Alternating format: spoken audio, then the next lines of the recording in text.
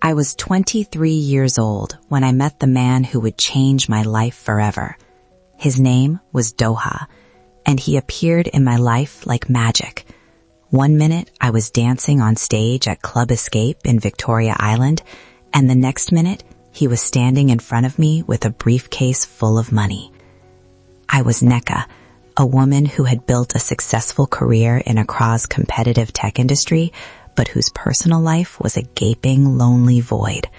I was nearing 40, and the pressure from my family, the constant whispers about my empty womb, the pitying looks at every wedding, had become unbearable. In Ghana, a successful woman without a child is still only half a woman. I was desperate. Desperation is a terrible thing. It makes you blind to the obvious, and it makes you an easy target. I had tried everything: failed relationships, years of fertility treatments, the constant prayer, the fasting. Nothing worked. So I turned to adoption. I wanted a baby, and I wanted her now. The agency, located discreetly in East Legon, was almost too efficient. They presented me with Aisha. She was perfect. A tiny, beautiful girl with skin like polished mahogany and eyes that held the wisdom of 1,000 years. The moment I held her, the loneliness vanished, replaced by a fierce, overwhelming love. I thought, this is my miracle. God has finally answered me. But the process was fast. Too fast.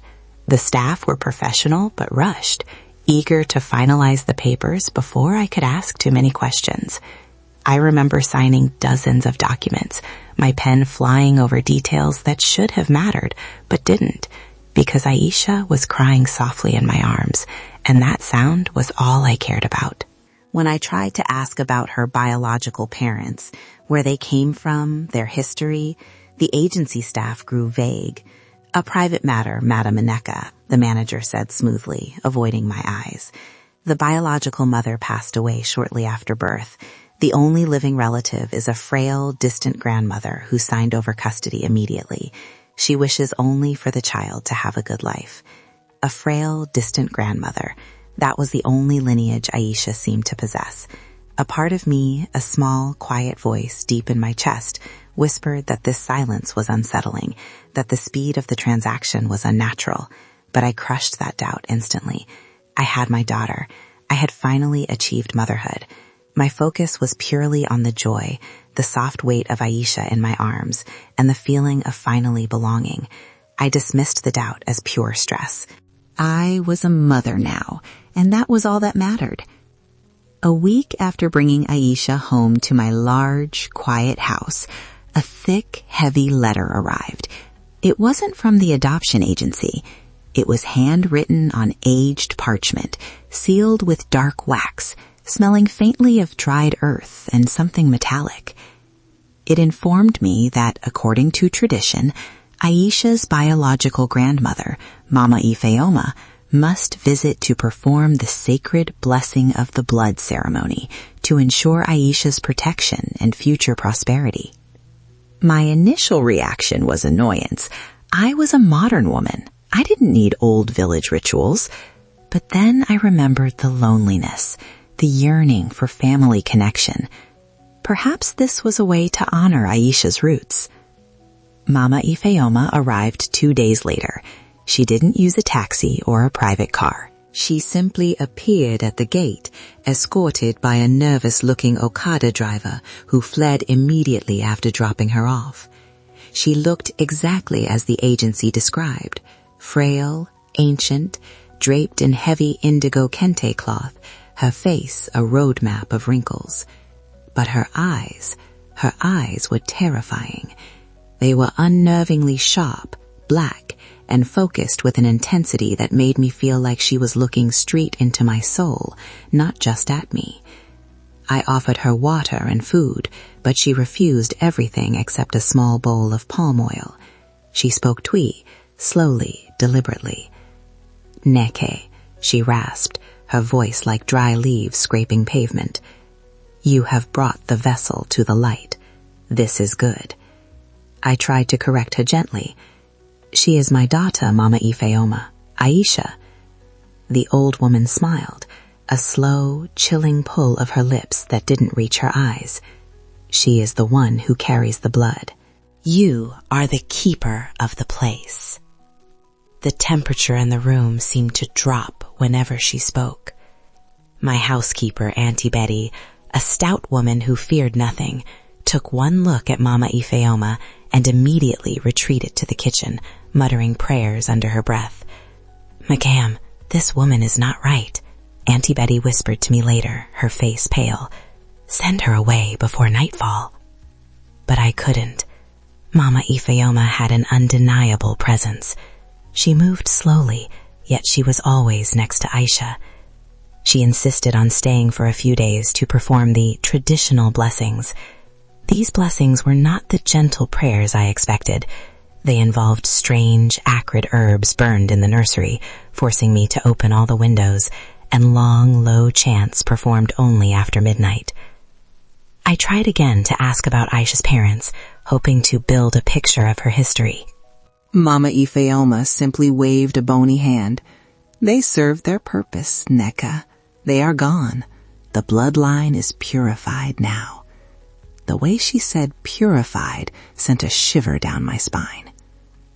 During the days, Mama Ifeoma was weak, leaning heavily on a carved wooden staff. But when she held Aisha, something changed. Her posture straightened, her eyes sparkled, and a faint, almost imperceptible flush of color would return to her cheeks. She was literally drawing energy from my baby. It was brief, fleeting, but I saw it. I saw the energy drain from Aisha and flow into the old woman. Mama Ifeoma announced she must move in permanently. "The bond is formed now," she declared, looking at me with those piercing black eyes. "The blessings must be completed over many months to secure the child's future. I am needed here." The thought of this unnerving woman living in my modern, carefully curated home was terrifying, yet a strange sense of obligation and a powerful, almost chemical calm washed over me. I felt like I couldn't say no. Auntie Betty was furious. She packed her bags immediately, weeping as she left. "Madam Neka, you are inviting darkness into your home. I cannot stay here with that thing." If you want to see what happens when the family you desperately wanted comes with a dark secret, subscribe to this channel. I wish I had listened to Auntie Betty, but the darkness had already begun to settle. Mama Ifeoma became a fixture. She took over the nursery, insisting that Aisha sleep only in a specific dark corner of the room, near a small, intricately carved statue she brought with her. I found myself becoming strangely docile, focused only on my career, which ironically was booming since she arrived. I received a major promotion and a huge bonus. It was as if the universe was rewarding me for embracing this traditional connection. It was the material benefit that kept me silent, justifying the growing unease. The warning signs escalated from subtle to terrifying. First, the smells. My house, usually pristine, now constantly smelled of damp earth, dried blood, and bitter root. Mama Ifeoma insisted on brewing strange teas for Aisha, though the baby was too young for solids. If I tried to feed Aisha formula, Mama Ifeoma would snatch the bottle away and replace it with her bitter liquid. Second, the crying. Aisha was generally a good baby, but when she cried, it was a deep, soul-shattering wail that only stopped the instant Mama Ifeoma laid a hand on her. It was a terrifying dependence. Third, the mirrors. I have large, beautiful mirrors throughout my house. I noticed that whenever Mama Ifeoma stood in front of them, her reflection was often distorted, cloudy, or sometimes entirely absent. I would blink, and she would be there again, frail and smiling. I started covering the mirrors in the hallway, claiming they made the house feel too cold. The most disturbing sign was the symbols. One morning I went to check on Aisha and found cryptic symbols drawn on the wooden crib rail. They were drawn with a reddish-brown substance that smelled faintly of copper. When I rubbed it off, the wood beneath was stained. I confronted Mama Ifoma. She looked at me with mock surprise. "Ah, the protection marks," she said, her voice smooth. "The blood of the goat must mark the boundaries, Neka, or the evil spirits will snatch her away." I tried to believe her, but my best friend, Amma, came to visit that week, and her reaction was instantaneous horror. Amma works in cultural history and immediately recognized the marks. "Neka, what is this?" Amma demanded, pointing at a faint, lingering stain on the wall. "This is not protection. This is Nsi, old, powerful, binding magic. This is the mark of a powerful witch coven. You need to get this woman out of your house immediately." I tried to defend Mama Ifeoma, mentioning my promotion, the peace I felt. Amma grabbed my shoulders. "Peace built on blood is not peace, Neka. It is a trap." To prove her point, Amma tried to take a picture of us, me, Aisha, and Mama Ifeoma with her phone. When the picture developed, Aisha and I were perfectly clear, smiling brightly. Mama Ifeoma, standing right between us, was nothing but a sickening, swirling blur of shadow and indigo fabric. Amma threw the phone down. Mama Ifeoma, meanwhile, had gifted me a beautiful amulet carved from dark, shiny stone and hung on a thick leather cord. "Wear this, Neka," she commanded. "It will protect Aisha through you." When I wore it, I felt overwhelmingly calm, yes, but also dizzy and strangely docile. It dulled my fear, my instinct, and my will to resist. Looking back, the signs were everywhere. If you've ever ignored warning signs because something looked too good, hit the like button. I know I'm not alone in this foolishness. My breaking point came one terrifying night. I woke up around 3 a.m., the air thick and heavy, the scent of burning herbs overwhelming. I realized the calming amulet was gone from my neck. Panic finally broke through the manufactured docility. I crept to the nursery door and pushed it open just enough to peer inside. What I saw was not a frail old woman praying. Mama Ifeoma was standing over Aisha's crib, but she was floating slightly, her feet hovering inches above the carpet.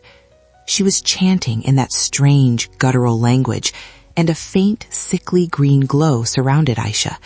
The energy was palpable, thick and cold. But the most shocking thing was her appearance. She was no longer frail. She was strong.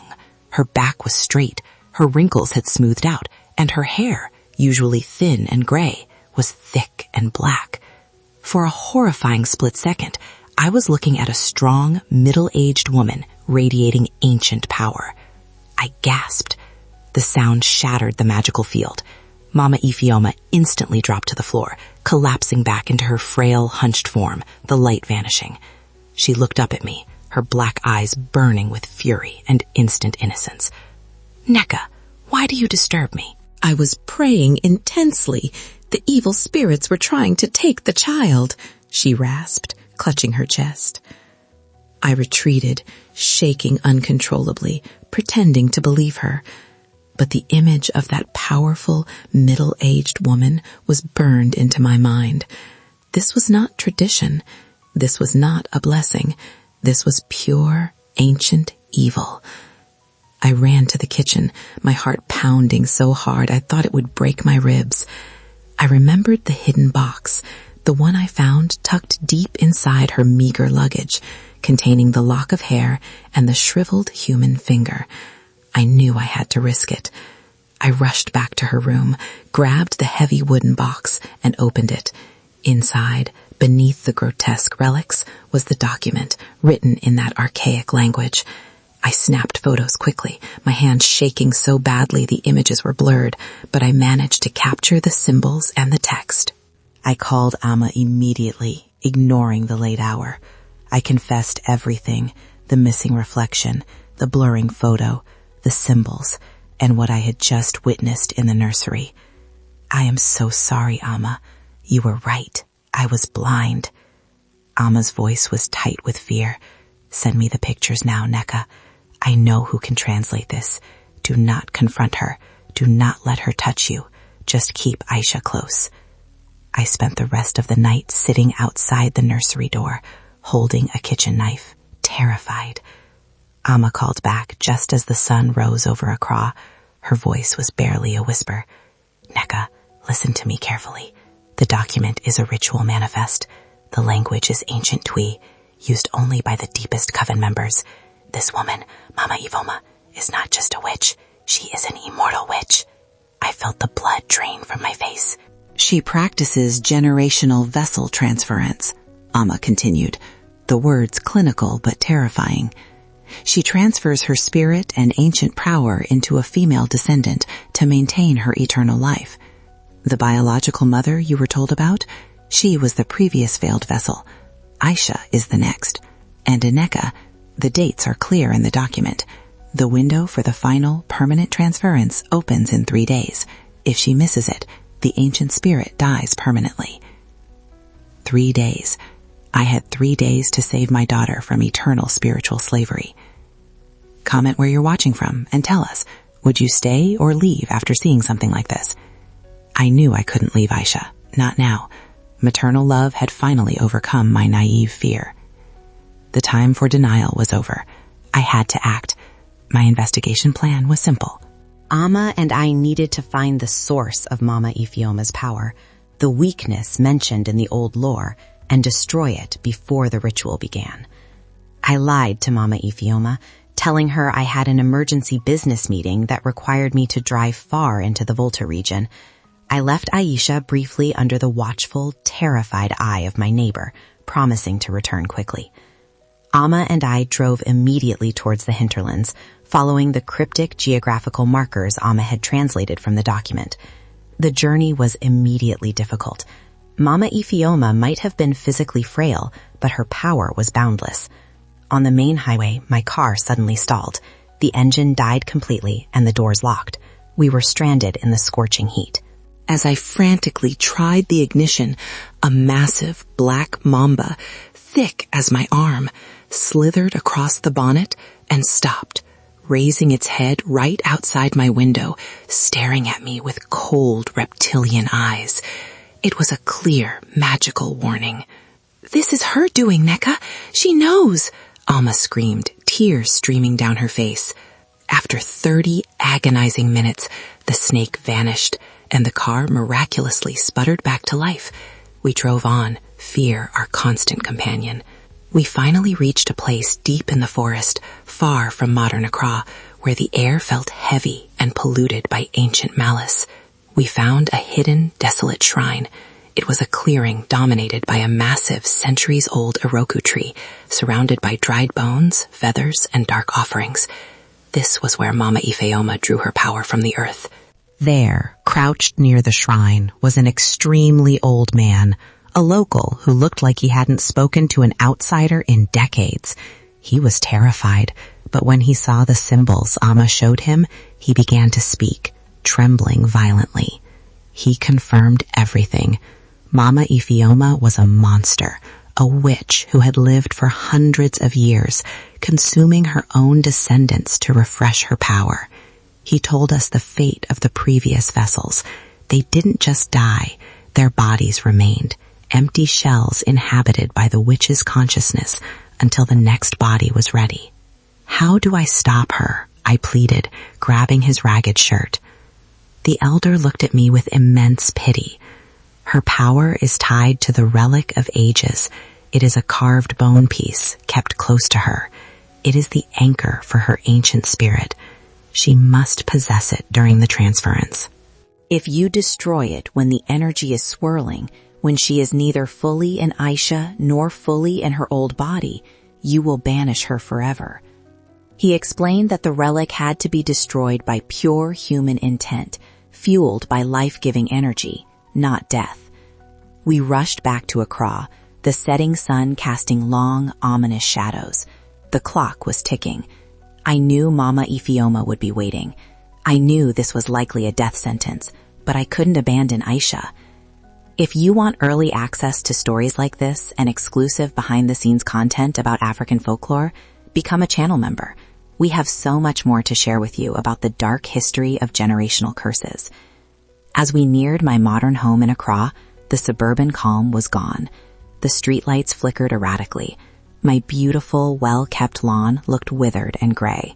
The house itself was silent, dark, and felt like a massive, cold tomb. We tried to open the front door. Locked. Not with a key, but with a dense, magical force. I could feel the oppressive weight of her power pressing against the glass. "She knows, Ineka. She started early," Amma whispered, backing away. I found a back entrance, a small utility door I rarely used. It wasn't locked, but the moment I stepped inside, a paralyzing cold seized me. I couldn't move my legs. Mama Ifaelma had used psychic influence to lock my body. I fought the paralysis, pushing against the magical weight until my muscles screamed, fueled only by the image of Aisha's perfect face. Slowly, painfully, I dragged myself forward, towards the nursery on the second floor. When I reached the top of the stairs, the darkness was overwhelming. It swirled like a tangible, living storm, concentrated around the nursery door. I pushed the door open, my heart ready to explode from fear and exhaustion. The sight in the nursery was the full, terrifying truth. Mama Ifioma was no longer frail. She hovered mid-air, surrounded by a swirling vortex of deep black energy that pulsed with ancient hunger. Her body was tall, powerful, radiating heat and cold simultaneously. Her skin was taut, her features sharp and cruel, and her eyes glowed with an unnerving, predatory yellow light. This was the Immortal Witch. Aisha lay in the crib, pale and still, a faint green light covering her small body. The transference ritual was fully underway. Mama Ifioma turned her head slowly towards me, and a hideous, echoing laugh filled the room. "You came back, Neka," she hissed, her voice now deep and resonant, utterly devoid of the frail rasp. "I should have known the maternal instinct is foolishly strong. You were the perfect incubator. I needed a modern home, modern papers, and a naive heart to bring the vessel back into the light of the city. You served your purpose." She pointed a long, bony. "I should have known the maternal instinct is foolishly strong. You were the perfect incubator. I needed a modern home, modern papers, and a naive heart to bring the vessel back into the light of the city. You served your purpose." She pointed a long, bony finger at a small, intricately carved object resting on the bedside table, the relic of ages. It pulsed with the same dark energy as the vortex. "In moments, my spirit will enter the child, and I will be young again, eternal. Your daughter will be me." I felt the immense weight of her power crushing me. I couldn't reach the table. I remembered the village elder's words, "Destroy the relic when the energy is swirling." I thought of the amulet Mama Ifioma had given me, the dark stone meant to subdue my will. It was now clutched tightly in my hand. It was infused with her energy. I had to use it as a distraction. With a desperate cry that was part prayer, part rage, I hurled the amulet at the floating witch. It struck her shoulder. The dark stone, saturated with her own magic, caused a momentary feedback loop. Mama Ifioma roared in pain, the vortex flickering violently. That second was all I needed. I lunged forward, ignoring the searing pain in my legs, and grabbed the relic of ages. It felt cold, ancient, and alive in my hand. Mama Ifioma lunged towards me, her face contorted in pure, murderous fury. "No, you cannot break the cycle." Fueled by the deepest maternal love I had ever known, the love that had driven me to adopt Aisha in the first place, I brought the carved bone piece down with all my strength onto the marble floor. It shattered. The sound was not a crack, but a deafening, echoing explosion of ancient power. A blinding flash of white light erupted, followed by a shockwave that threw me against the wall. The dark vortex screamed, a sound that was not human, and instantly collapsed in on itself. When the light faded, the room was silent. Mama Ifeoma was gone. There was nothing left where she floated. No body, no dust, only a faint, acrid smoke. I scrambled to the crib. Aisha was still pale, but the sickly green light was gone. She opened her eyes, and they were clear, bright, and completely her own. She was safe. If these stories teach you valuable lessons about life and the importance of spiritual discernment, please support the channel with a super thanks. It helps us keep bringing these important, true stories to light. 6 months have passed since the night the Immortal Witch tried to steal my daughter's soul. The cleanup was immense. Amma, bless her heart, helped me purify the house using traditional methods and prayers. The adoption agency was investigated. It turned out Mama Ifeoma had powerful, corrupted contacts who ensured the paperwork was rushed and Aisha was placed directly into a welcoming, wealthy home, the perfect setup for the final ritual. The agency was shut down completely. My life is quiet now.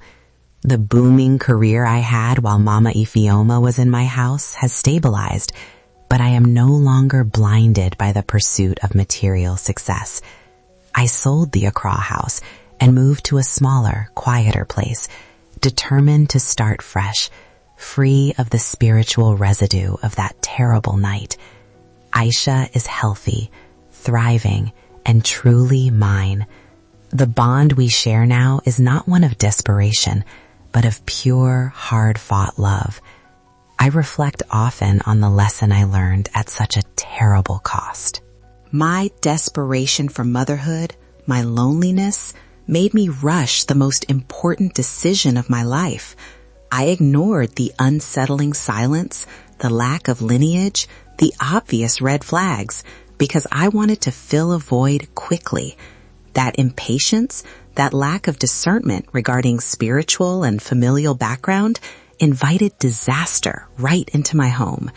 True connection and true motherhood require patience, careful vetting, and listening to that quiet voice of intuition. Never rush to fill a void, or something terrible will rush in to fill it for you. I am wiser now, a true mother, armed with fierce caution. We have another powerful story coming your way about a man who married a mermaid spirit and the price he paid for eternal beauty. Subscribe so you don't miss it. Thank you for watching. Where are you watching from?